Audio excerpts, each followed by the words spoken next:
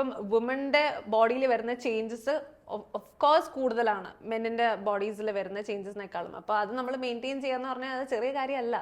നമുക്ക് കുറേം കൂടി hormonal changes വരും, നമ്മൾ അത് കുറേം കൂടി ശ്രദ്ധിക്കണം, എന്നാലേ നമുക്ക് അത് മെയിൻറ്റെയിൻ ചെയ്ത് മെനോപോസ് എന്ന് പറഞ്ഞൊരു സംഭവം ഉണ്ടല്ലോ, ആ സമയത്ത് നമ്മൾ ഇപ്പൊ തന്നെ നമ്മൾ കടന്നു പോകുന്ന വഴി എന്ന് പറയുന്നത് ഭയങ്കര എന്താ പറയാ, പീരീഡ്സിന്റെ സമയം ആകുമ്പോഴത്തേക്കിനും നമുക്ക് വരുന്ന ദേഷ്യം. ഞാൻ ഭദ്രകാളിയാ,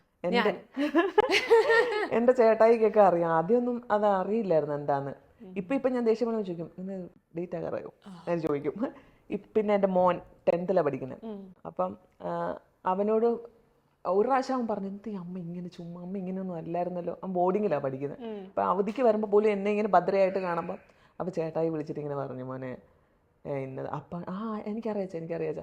പിന്നെ ഞാൻ ഒന്ന് കൂളായി കഴിഞ്ഞിട്ട് ഞാൻ, മോനെ അമ്മ പറഞ്ഞത് വേറൊന്നും കൊണ്ടല്ല അമ്മ, എനിക്കറിയാം, അമ്മ വിഷമിക്കണ്ട, അതൊന്നും എനിക്ക് ഒരു കുഴപ്പമില്ല അമ്മ.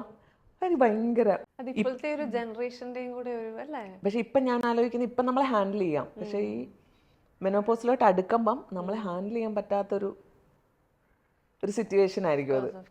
അതെനിക്കിപ്പോ ചിന്തിക്കുമ്പോ തന്നെ എനിക്ക് പേടിയാ.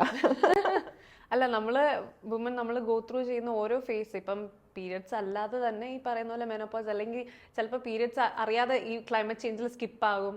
അപ്പൊ നമുക്ക് വരുന്ന കുറെ പ്രഷർ ഉണ്ട്, കാര്യങ്ങളുണ്ട്, നമുക്ക് തന്നെ അറിയത്തില്ലായിരിക്കും നമ്മൾ എന്തിനാ ഇത്ര ഡിപ്രസ്. നമുക്ക് ഈ ഒരു സ്ത്രീയുടെ ഒരു ജീവിത യാത്ര എന്ന് പറയുന്നത് ഭയങ്കര, അത് PCOD, ഹെൽത്ത് ഇഷ്യൂസ്, ഇപ്പം ഹോർമോണൽ ചേഞ്ചസ് ഒക്കെ വരുമ്പോൾ നമ്മൾ വിചാരിക്കാതിരിക്കുമ്പോൾ നമ്മൾ വീർക്കും. തൈറോയിഡിന്റെ പ്രശ്നം ഉണ്ടാകുമ്പോൾ നമ്മൾ ഭയങ്കരമായിട്ട് മെലിയും. അപ്പം നമ്മൾ ശരിക്കും മെയിൻറ്റെയിൻ ചെയ്ത് പോകാന്ന് പറയുന്നത് ഭയങ്കര വലിയ ടാസ്ക് ആണുങ്ങളെക്കാളും.